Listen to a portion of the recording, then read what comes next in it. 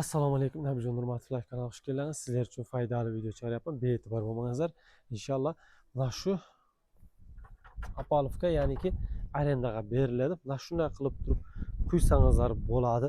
Stoykasi ham bor. Stoykasini ko'ryapsizlar. Yuzim chaylama, yoki bo'lin stoyka betonmi, hamma taraflama mustahkam, baquvvat, ya'ni fason chiroyli chiqadi. Qarang. O'rtasiga 4 ta armatur qo'yilgan. Bulardan 4 ta armatur bor. Juda ham keyin ko'plar quyib bo'lgandan keyin buni kraskalaydi, yana ham xo'shroq chiqadi. Aziz turbadan ham, temir turbadan ham, hamma turbadan mustahkam chiqadi. Yaqinlab plasmas turba ham qo'yapti.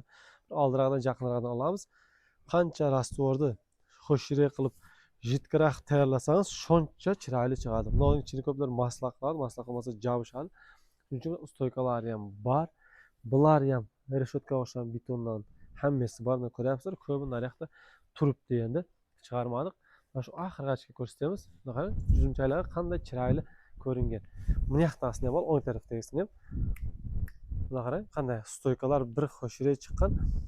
Bu stoykalarning har bittasini kelib turib, masalan, do'qsa ham, sanoqsa ham sinmaydi, chunki beton mustahkamdan.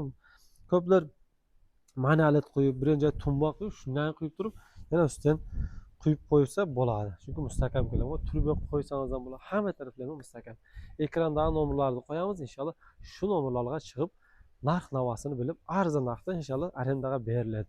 Qayerda bo'lsangizlar sog' bo'lingizlar, salomat bo'lingizlar, bee'tibor bo'lingizlar. Biz Kolxozobod rayoni Ittifoq qishlog'ida turibmiz.